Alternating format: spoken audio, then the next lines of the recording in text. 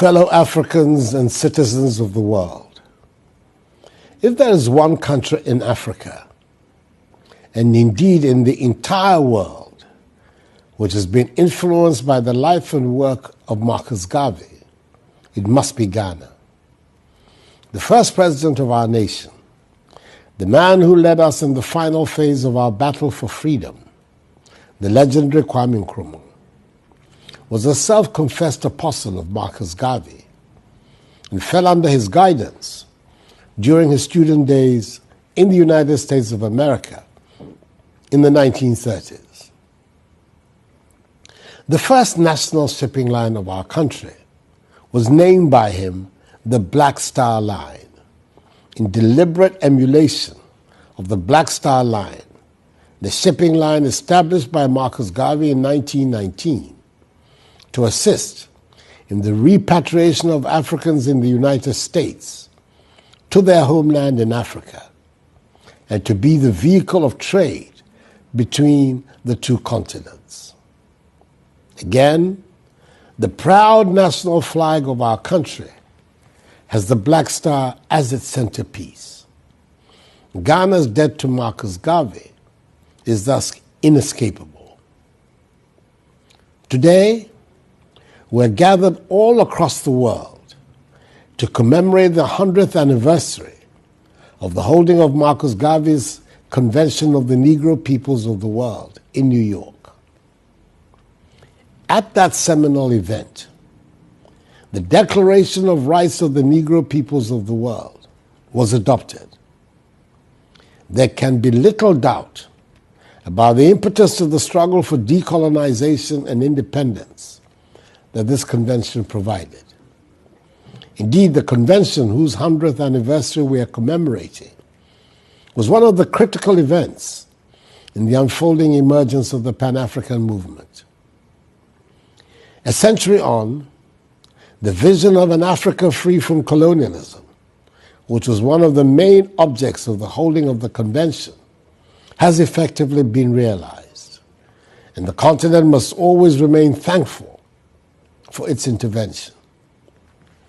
But I have no doubt that Marcus Garvey, and indeed the 2,000 delegates who attended the convention, wanted more than just to fulfill the dreams of political freedom and independence of their peoples, important as that was. The promise implicit in the drive for liberation was that freedom would inspire the rapid enhancement of the quality of life of the African peoples, and indeed of all black people around the world, and banish the specter of mass poverty bequeathed to the African peoples by the long period of colonial exploitation. Alas, that has not happened for a variety of reasons, some of which do not do us credit.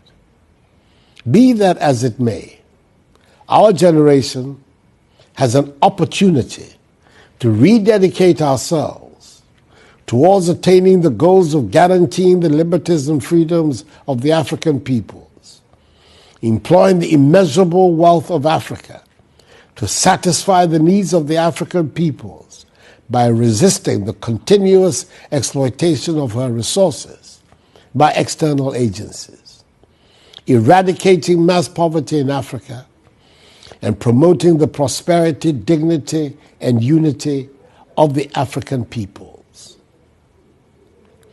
The name of Marcus Garvey will continue to bear testimony to the necessity of the African peoples on both sides of the Atlantic coming together in mutual solidarity to advance the interests and objectives of black people everywhere in the world. We should never forget the immemorial words of the great Jamaican reggae musician, Peter Tosh, who said, "Don't care where you come from. If you are black, you're an African."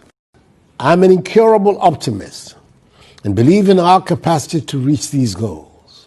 And in doing so, I'm comforted by the words again of Marcus Garvey when he said, "The black skin is not a badge of shame, but rather a glorious symbol of national greatness.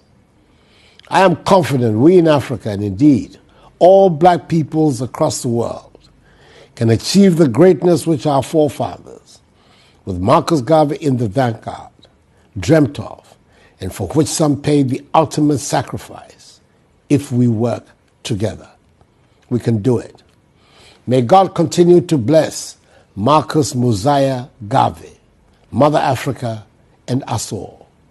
I thank you for your attention and wish you a successful teleforum.